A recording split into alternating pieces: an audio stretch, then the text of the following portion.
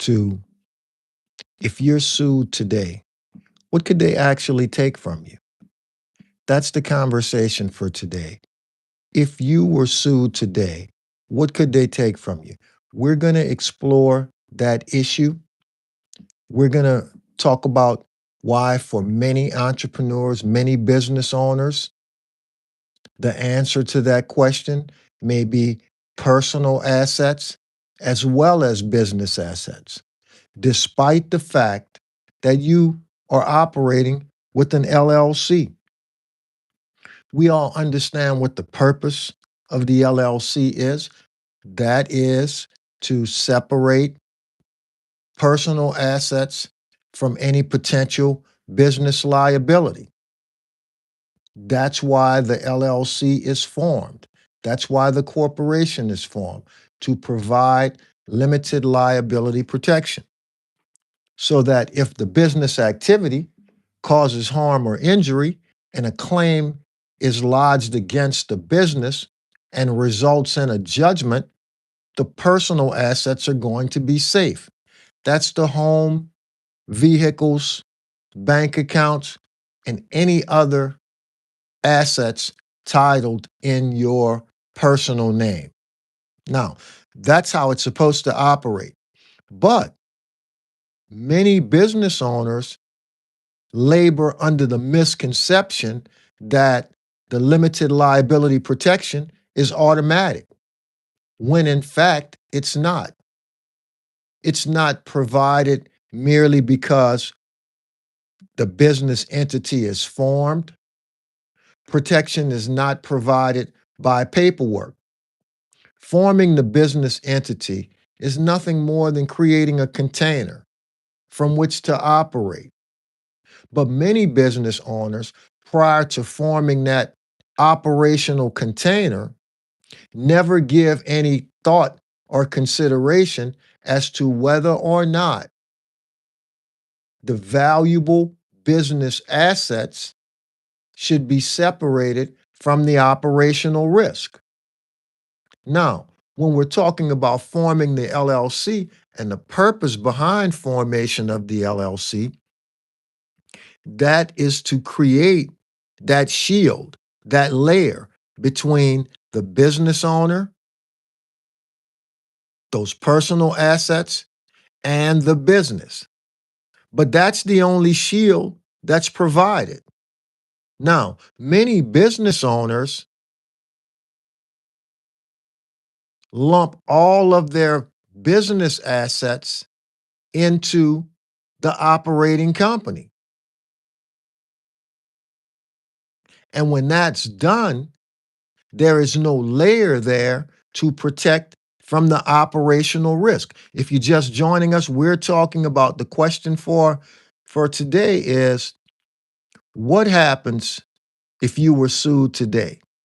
What could they actually take from you? Most business owners think that forming the LLC or the corporation protects all assets across the board. It does not. The formation of the LLC or the corporation only protects the personal assets. It does nothing for the business assets. And we're looking at whether or not both personal assets and business assets can be taken if a lawsuit is filed against your business today. And here's how that would play out. Personally, the limited liability protection is contingent. It's contingent upon how you operate the business. How does the money move? Does the personal and business expenses get mixed in together? How do you sign for the corporation or for the LLC? Is it the signature on behalf of the business, Or do we sometimes go back and forth? Sometimes we remember to sign on behalf of the business, other times it's in a personal capacity. Do we guarantee or act as guarantor for any obligations in the business? All of those things send out a signal that the business is not independent or is not separate from the owner. Separation is absolutely necessary in order to secure the limited liability protection in the event that there is a lawsuit. If there was no separation, the business owner runs the risk of having the corporate veil pierced. If you're not familiar with that phrase, it means that the court disregards the LLC or the corporation upon the presumption or upon the conclusion that the business is just an extension of the owner, signing in a personal capacity, commingling funds, mixing personal and business expenses, decisions not properly documented. All of those things send out a personal signal. And if that's how the business is operating, then the limited liability protection that the owner signed up for may not be there. Now, that's a real problem because that means that once the judgment is rendered, if it is not satisfied, whether that's through insurance proceeds or the owner stepping up and writing a check for whatever any amount over the insurance, or if there is no insurance, writing the check for the entire amount. If that doesn't occur, now we enter into a situation where the judgment holder executes against the assets. And now the business assets, those are first. We're talking about real estate titled in the business name, intellectual property, cash reserves, business equipment, transportation equipment. Many business owners believe that the LLC protects all of those assets. It doesn't. If you're operating the LLC properly, the only thing that it's going to protect is your personal assets. If your valuable business assets exist inside the operational entity, that LLC that you operate out of, or corporation, if you formed a corp, those assets become reachable. They're not protected. There is no shield there. And that is one of the issues that many business owners are not even aware of, that they operate on a daily basis, totally exposed. That's how personal assets as well as business assets can actually be seized. It's a function of the amount of the judgment. If the judgment is significant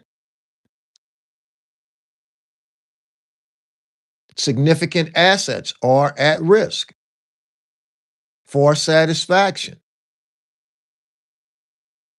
That's why we talk about most businesses are built backwards, because owners give no consideration at the time of forming the business as to whether or where those assets, business assets, should be placed.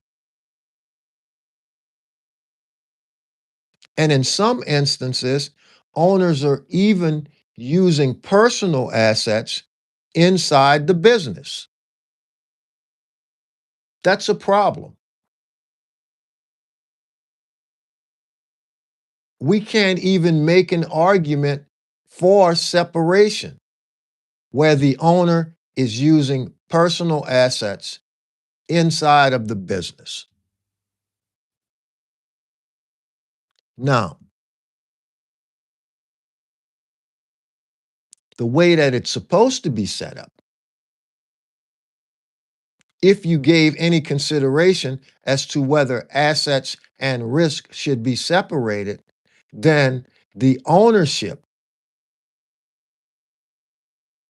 should be separate from the control and asset layer. The control and asset layer, that's where those valuable business assets should exist. That's the holding company.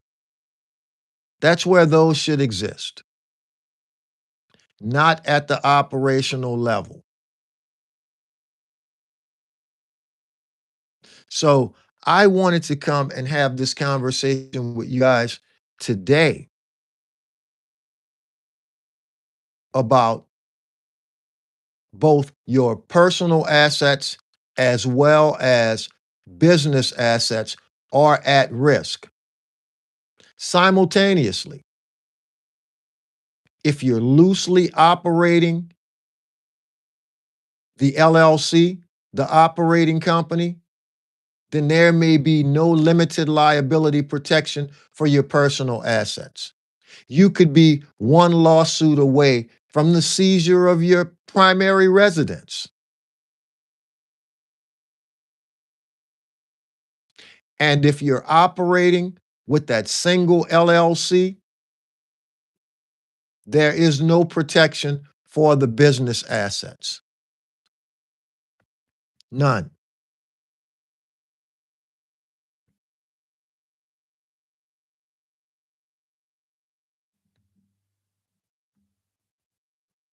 What do we have in the chat?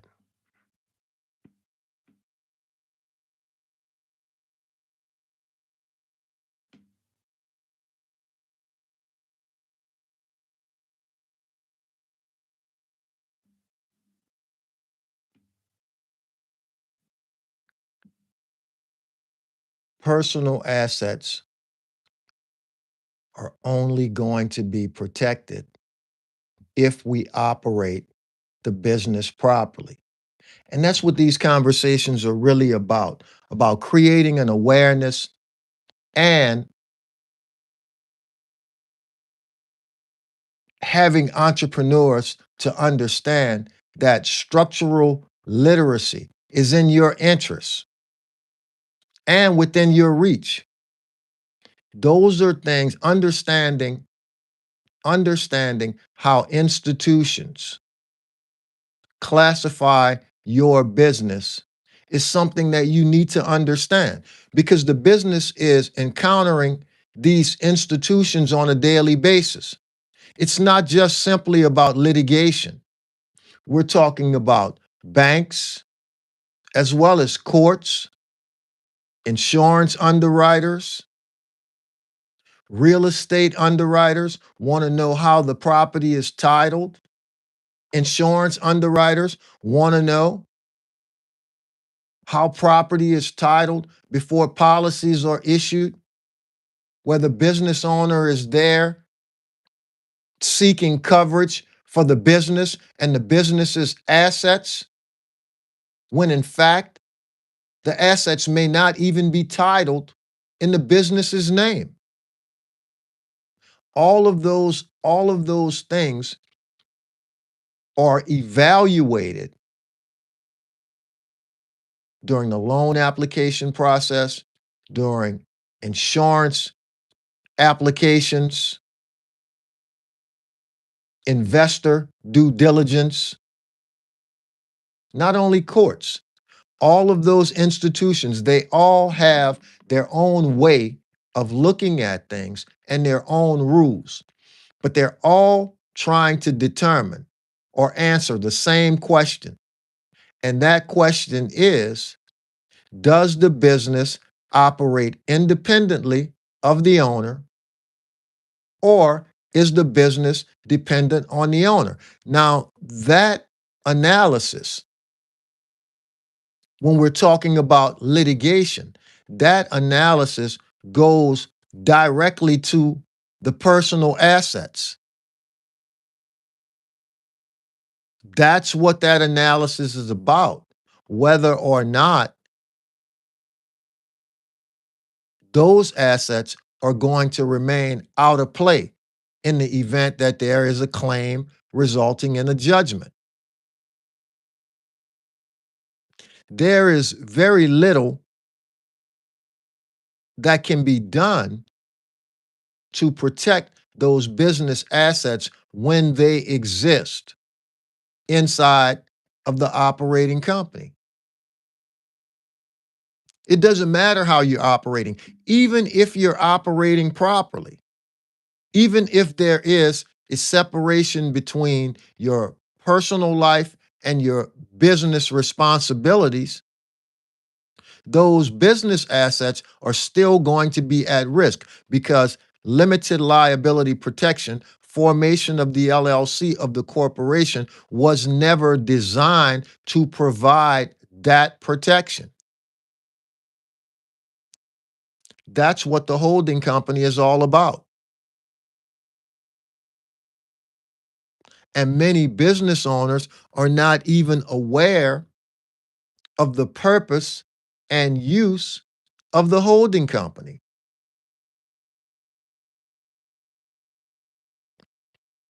And it's not as simple as just getting some paperwork. I hear it all the time. Well, I'll just go online and find some paperwork and create it. It's a little more nuanced than that. Paperwork alone is not protection. That's why forming the company doesn't provide anything. It's based upon behavior. That's the key. Signing out of turn or in the wrong capacity, guaranteeing obligations personally, all of those things are symptoms of a larger problem. And the larger problem is the lack of separation. From the beginning, it wasn't structured properly.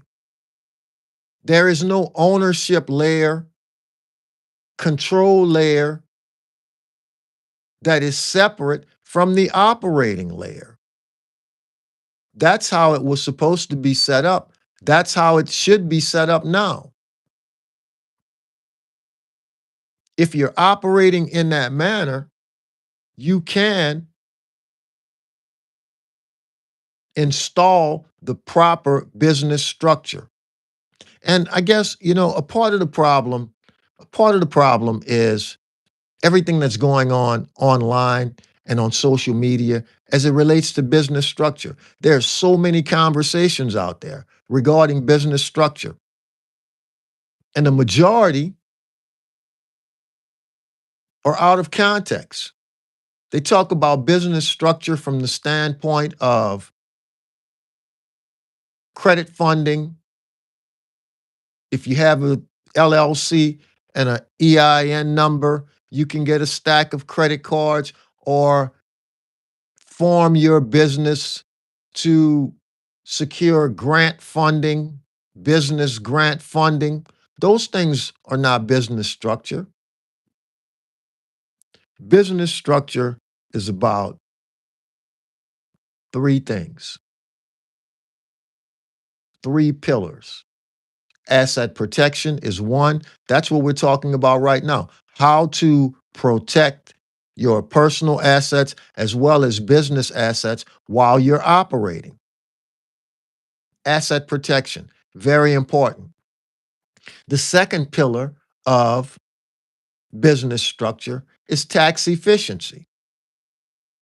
The entities that you form has an impact on what you're going to pay in tax and your tax treatment. That's important. And the third pillar of business structure is continuity. What happens if you step away from the business for 30 days? What breaks first? Does anything break? Is there a transition of authority? Is it spelled out somewhere? That's business structure, the DNA of the business. That's what business structure is all about. And until we understand some of those things, even on the simplest level, we're going to be operating with assets, business assets at risk, valuable business assets, all of our eggs in one basket, and operating under the misconception at the same time that home and the bank account, personal, is safe when in fact it's at risk also. That's what we're talking about today. If you were sued today, what could they actually take from you? And for many business owners, the answer is everything. It just depends on the amount of the judgment. But everything's exposed. And so if this is a little uncomfortable, it usually is, particularly for business owners that are operating and see some of their activities and what we're describing here. But if there are no pressure events at your door currently, then it's the perfect time and the perfect opportunity to examine your structure, see where the deficiencies are, and fix it. To place assets in their proper layers. Now, I was talking a minute ago about the whole paperwork thing and the fact that we need to understand how to move because the paperwork doesn't tell us how to move. So imagine this for a moment. You're defending against a claim. And once the claim comes to a conclusion, once it's determined who's at fault, whether the business is clear or whether liability is placed on the business, now we move into that other phase. Execution, payment, satisfaction of the judgment amount. Now the examination changes gears. Now, instead of exploring where fault lies, now they're looking at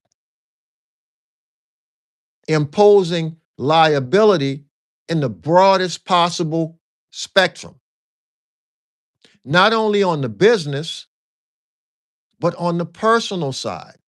So their mission is to show cracks in your armor, piercing the veil. And they do this by demonstrating that formalities weren't respected in the operation of the business. Things were done personally and not in the name of the business. That's how they get to the personal assets.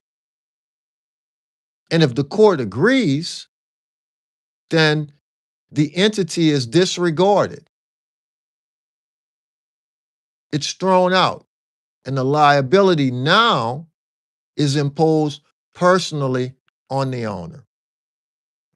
So, again, if you see any semblance of your operation and how you operate and what we're describing here, that's a good thing. That's awareness. And if there is no claim pending, it's the perfect time to evaluate your structure and get it right. There's no requirement that you dissolve anything and start over. That's not necessary. The structure can be built around your operating entity. You can move your assets from the operating entity to the proper location. You don't have to sacrifice identification numbers. I know that many business owners have government contracts, and those numbers are important as it relates to those contracts, the maintenance of those contracts. It's not necessary to compromise or sacrifice any of those numbers. But again, if you're operating out of one entity, one LLC, and all of your business assets are in that LLC, those assets are exposed. The only thing that you can do about that is structure properly. On the other hand, the formation of the LLC and the benefits that it was to provide protection of those personal assets, that's contingent. And it's contingent upon how you operate the business, whether there's actual separation. Now, I have created a free resource. It's called the Structural Exposure Check to determine whether or not your structure is deficient in any of those particular categories: ownership, control, assets, risk, and continuity. Whether you're actually operating separately, independently,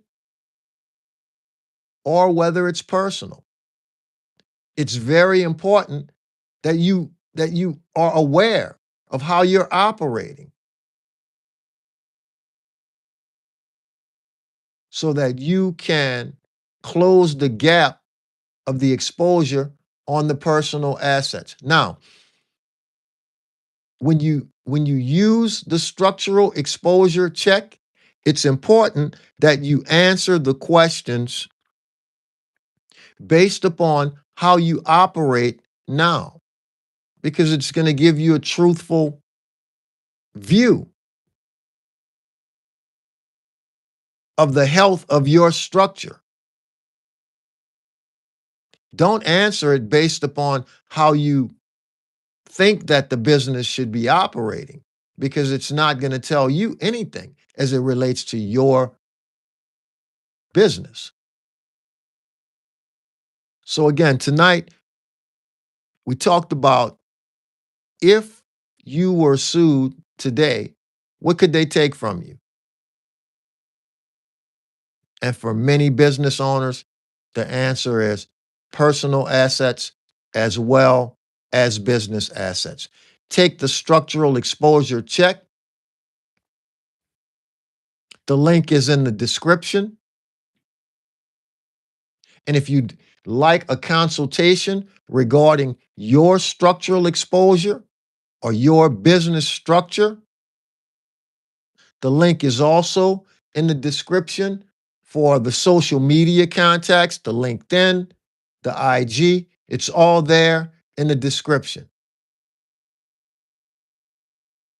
Thanks for joining the Prosapreneur Network tonight, and we'll talk again.